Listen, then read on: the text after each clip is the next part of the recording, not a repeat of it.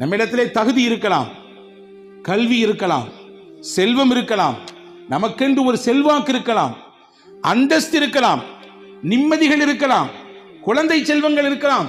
இதுவெல்லாம் என்னால் கிடைத்தது, என்னுடைய தனித்திறமை, என்னுடைய ஆளுமை, அல்லது என்னுடைய முன்னோர்கள், என் குடும்பத்துக்காரர்கள் எனக்கு கொடுத்தது என்கின்ற அகம்பாவமும் ஆணவமும் ஒருவனுக்கு வந்துவிடக் கூடாது என்று குர்ஆன் எச்சரிக்கை செய்கிறது. சுலைமான் நபி உலகத்தில் வாழ்ந்த அதி அற்புதமான நபிமார்களின் பட்டியலிலே மிக முக்கியமானவர்கள். சுலைமான் நபிக்கு அல்லாஹ் என்னவெல்லாம் கொடுத்தான்?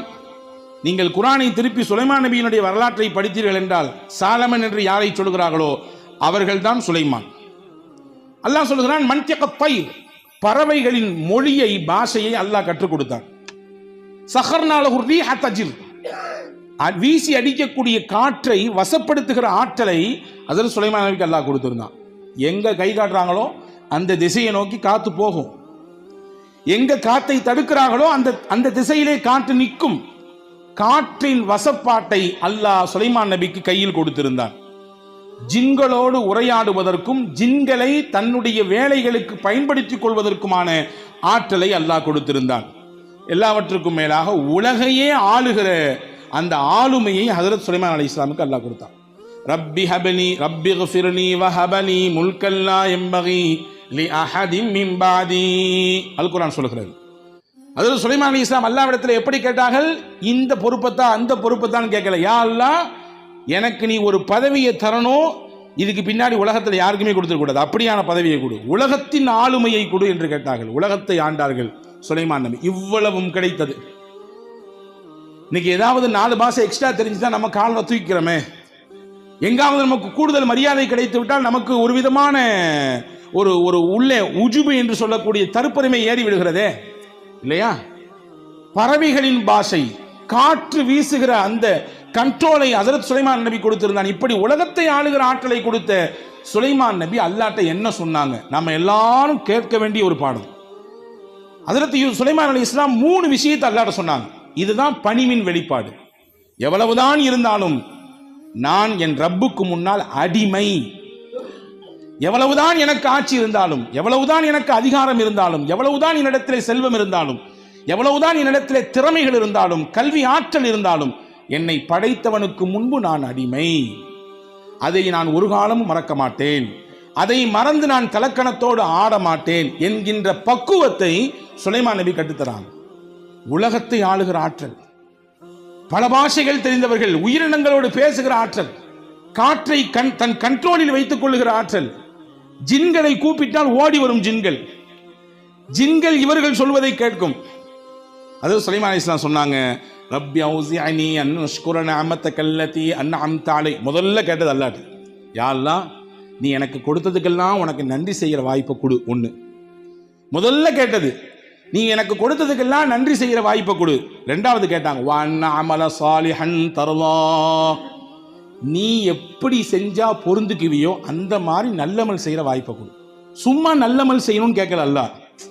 அல்லாஹ்ட்ட நான் ஏதாவது நல்லமல் செஞ்சுட்டே இருக்கணும், ஏதாவது தொழுதுட்டே இருக்கணும், நீ எப்படி செஞ்சா அதை ஏத்துக்குவியோ, அக்செப்ட், அந்த மாதிரியான நல்ல அமல்களை செய்கிற வாய்ப்பை கொடு. 3வது கேட்டாங்க, வாதுகில்னி பிரஹ்மதிக ஃபீ இபாதிகஸ் ஸாலிஹீன், உன் அருளால் உன் நல்லோர்கள் யாரோ அவர்களோடு என்னை சேரு. உன் அருளை கொண்டு உன் நல்லோர்கள் யாரோ அவர்களோடு என்னை சேரு என்று இந்த 3 முக்கிய கோரிக்கையை அல்லாஹ்விடத்தில் வைத்தார்கள். அவ்வளவு அருளை அனுபவித்த சுலைமான் அலைஹிஸ்ஸலாம் அல்லாஹ்விடத்தில் முதலாவதாக வேண்டியது, நீ கொடுத்ததற்கே நன்றி சொல்ல முடியவில்லை இன்னும் என்று ஈயம் ஹனீஃபா சொன்னாரே, அதே போன்று அல்லாஹ்விடத்தில் கேட்கிறார்கள், யா அல்லாஹ், உனக்கு நன்றி செய்யணும், நீ எவ்வளவு கொடுத்திருக்கிற, அதுக்கு நன்றி செய்கிற வாய்ப்பை கொடுன்னு கேட்டாங்க. நம்ம எல்லாரும் ஏதாவது ஒரு புது வாகனம் வாங்கினால், புது இல்லம் கட்டினால், புதுமையாக ஏதாவது ஒன்று செய்தால் நாம் ஒன்றை பொறிப்போம். ஞாபகம் இருக்கிறதா? ஹாதா மின் ஃபض்லி ரப்பி, ஹாதா மின் ஃபض்லி ரப்பி. என்ன பொருள்? இது என் ரட்சகன் எனக்கு கொடுத்த அருள் கொடை. நம்ம தெரிஞ்சு போட்டிருக்கோமோ அல்லது தெரியாம போட்டிருக்கோமோ, உள்ளபடியே உள்வாங்கி அதை போட்டிருக்கோமோ, அல்லது எல்லாரும் போடுறாங்களே அவர்களுடைய எண்ணத்துக்கு தக்கவாறு அதை விட்டு விடுவோம். நாம் அதை குறை கூற வேண்டாம். இதை யார் சொன்னது முதலிலே? இந்த வார்த்தையை முதலில் உலகத்தில் சொன்னது யார்? அதாவது சுலைமான் அலைஹிஸ்ஸலாம் சொன்னாங்க. சுலைமான் அலைஹிஸ்ஸலாம் சொன்ன வார்த்தை. ஹாதா மின் ஃபத்லி ரப்பி, எங்கேயோ தூர தேசத்தில் இருக்கக்கூடிய சபா நாட்டின் இளவரசியின் சிம்மாசனத்தை எடுத்து வர வேண்டும். கண் இமைக்கும் நேரத்தில் தூக்கி கொண்டு வந்தார். சுலைமான் நபியினுடைய அவையிலே இருந்த ஒரு கல்வியாளர், ஒரு ஆற்றல் மிக்க கல்வியாளர், கண் இமைக்கும் நேரத்தில் தூக்கி கொண்டு வந்தார். குர்ஆனின் வசனம் இது, சூரத்து நம்ல் சொல்லுகிறது. இப்படியான ஆட்கள்லாம் என் கூட்டத்தில் இருக்காங்களா? இவ்வளவு ஆளுமை மிக்க துவா கபூலியத்தாக கூடிய கையை தூக்குனார். அவரு எப்படி கிடைச்சது? கண் மூடி திறக்கும் முன்னால் பல்லாயிரம் கிலோமீட்டர்களுக்கு அப்பால் இருக்கக்கூடிய சபா நாட்டின் இளவரசியின் சிம்மாசனம் ஹஜ்ரத் சுலைமான் அலைஹிஸ்ஸலாமுக்கு அவையில உட்கார்ந்து இருக்கு, நிக்குது, கொண்டு வச்சிருச்சு. எப்படி? அறிவு ஏற்றுக்கொள்ள மாட்டேங்குது. குர்ஆனின் விரிவியாளர்கள் சொல்கிறார்கள், அந்த பேரறிஞர் அல்லாஹ்வின் திருநாமத்தை படித்திருந்தார், இஸ்முல் ஆதம் என்று சொல்லக்கூடிய அல்லாஹ்வினுடைய மகத்துவமிக்க பெயரை கற்றிருந்தார். அதை சொல்லி அல்லாஹ்ட்ட சொன்னார், யா அல்லாஹ் எனக்கு இப்போ அது வேணும். முன்னாடி வந்துச்சு. அல்லாஹ்வின் திருநாமத்திற்கு அப்படியான மகிமை இருக்கிறது. அது என்ன என்பதை குறித்து இன்னொரு நாள் பார்ப்போம். இங்கே நமக்கான செய்தி என்னன்னா, ஏன் அவையில, ஏன் கூட்டத்தில், என்னுடைய சபையில இப்படி ஆளுமை மிக்க மனிதரா, இவ்வளவு பவர்ஃபுல்லான மனிதரா? ஹாதா மின் ஃபத்லி ரப்பி, இது என் இரட்சகன் எனக்கு கொடுத்த அருள். யாரையும் சராசரியாக நான் இடை போட்டு விட மாட்டேன். யாரையும் ஏளன கண் கொண்டு பார்த்து விட மாட்டேன். யாருடைய தகுதியையும் தராதரத்தையும் அவர் செய்யக்கூடிய விஷயத்தை வைத்து தீர்மானிக்க மாட்டேன். பார்ப்பதற்கு சாதா சீதாவா இருக்காரு, ஆனா எவ்வளவு பெரிய ஆற்றல் இருக்குல்ல. ஹாதா மின் ஃபத்லி ரப்பி, இது என் ரப்பு எனக்கு கொடுத்த அருள். லியப்லுவனி, அது அடுத்த விஷயம் தான், முக்கியமான விஷயம். அஷ்குர் அம் அக்ஃபுர், என் ரப்பு என்னை சோதிக்கிறான், நான் இதுக்கெல்லாம் நன்றி செலுத்துறேனா அல்லது நன்றி மறக்கிறேனான்னு சோதிக்கிறேன், அவ்வளவுதான். எனவே அன்பான சகோதரர்களே, ஆஷூராவுடைய தினத்திலே நாம் கற்றுக்கொள்ள வேண்டிய முக்கிய பாடம் இதுதான். எத்தனையோ விதமான அல்லாஹுவின் பேரருளை நாம் நிமிட பொழுது அனுபவித்துக் கொண்டே இருக்கிறோம். ரப்பு அதற்கான கூலியை நம்மிடத்திலே கேட்கவில்லை. ரப்பு அதற்கான தொகையை நம்மிடத்திலே கேட்கவில்லை. அதற்கான பிரதி உபகாரத்தை நம்மிடத்திலிருந்து எதிர்பார்க்கவில்லை. பிரதி உபகாரத்தை எதிர்பார்த்தால் என்ன ஆகும்? ஒரு நாளைக்கு எத்தனை முறை துடிக்கிறது நம்முடைய உள்ளத்தின் இதயம்? நம்முடைய இரத்த நாளங்களில் இரத்தங்கள் எப்படி சீராக ஓடிக்கொண்டே இருக்கிறது? அந்த இரத்தங்கள் எப்படி சுத்திகரிக்கப்பட்டு கொண்டே இருக்கிறது என்றாவது யோசித்திருக்கிறோமா? இது எல்லாத்தையும் கொடுத்துட்டு அல்லாஹ் என்ன சொல்றான்? இது மட்டும் இல்லை, எக்ஸட்ரா எக்ஸட்ரா, நீங்க அனுபவிக்கிற எல்லா நியாமத்து எனக்கு நன்றி செலுத்த, அவ்வளவுதான். நல்லா இருக்கீங்களா? அல்ஹம்துலில்லாஹ். எப்படி போய்கிட்டு இருக்கு? அல்ஹம்துலில்லாஹ். என்னைய ரப்பு நல்லா வச்சிருக்கான். நல்லா இல்லாட்டியும் கூட அல்ஹம்துலில்லாஹ் என்று சொல்லி பழகுவோம், அல்லாஹ் நல்லா வைப்பான். இதைதான் இந்த ஆஷூராவின் தினத்திலே அல்லாஹ் நமக்கான கொடுக்கக்கூடிய பாடமாக இந்த வருடத்தில் நாம் எடுத்துக்கொள்ள வேண்டும். அந்த மக்களிலே சிலர், பனு இஸ்ரவேலர்கள், ஏற்றுக்கொண்டார்கள், நன்றி செய்தார்கள். வேறு பலர் அல்லாஹ்வை நிராகரித்தார்கள், நன்றி மறந்தார்கள். எனவே நேரடியான அருளையும் பார்த்ததற்கு பிறகும் அவர்கள் நன்றி மறந்ததினாலே அல்லாஹ் சோதித்தான், வேதனைகளை கொடுத்தான்.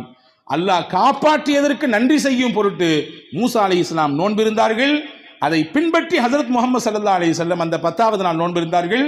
கூடுதலாக சேர்த்துக்கிட்டாங்க, ஒரு நாள் மட்டும் நோன்பு வைக்காதீங்க, முன்னாடி ஒரு நாள் சேர்த்துக்குங்க அல்லது பின்னாடி ஒரு நாள் சேர்த்துக்குங்க.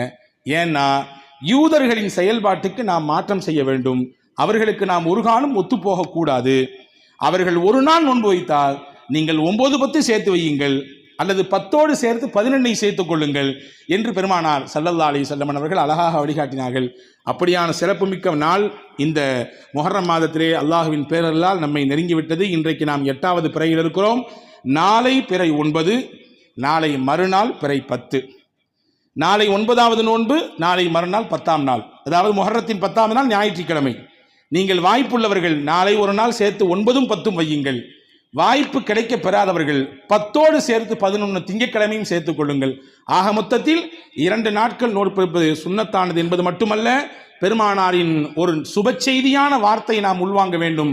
அஹ்தஸிபு அலல்லாஹி ஐ யுகஃபிர ஸனத்தல்லதி கப்ல, இந்த நோன்பு ஒரு வருடத்திற்கான பரிகாரம். நாங்கள் சொல்லலாம், இதுக்கு முன்னாடி ஒரு வருஷத்துல என்ன பாவம்லாம் போச்சோ எல்லாத்துக்குமான பரிகாரமாக இந்த ஒரு நோன்பு இருக்கும் என்று பெருமானார் ஸல்லல்லாஹு அலைஹி வஸல்லம் சொன்னார்கள். வல்ல அல்லாஹ் நோர்க்கிற நசீபையும் இந்த நாளினுடைய பரக்கத்தான அல்லாஹ்வின் பேருதவியை பெறக்கூடிய நசீபையும் அல்லாஹ் உங்களுக்கும் எனக்கும் தருவதோடு, மூசா அலைஹிஸ்ஸலாமுக்கு என்ன திடமான ஈமானை தந்தானோ எல்லா சந்தர்ப்பங்களிலும், சூழ்நிலைகளிலும், நெருக்கடிகளிலும், சோதனைகளிலும், ஆபத்துகளிலும், நிம்மதியின்மையிலும் அல்லாஹ் நம்மோடு இருக்கிறான் என்கின்ற வைராக்கியத்தையும் ஈமானிய நெஞ்சுவத்தையும் அல்லாஹ் கொடுத்தானோ அதே ஈமானின் நெஞ்சுரத்தை அதை பெற்று உலகத்திலே சிறப்புமிக்க வாழ்க்கை வாழ்வதற்கு அல்லாஹ் உங்களுக்கும் எனக்கும் எல்லா மக்களுக்கும் அல்லாஹ் தௌஃபீக் செய்வானாக.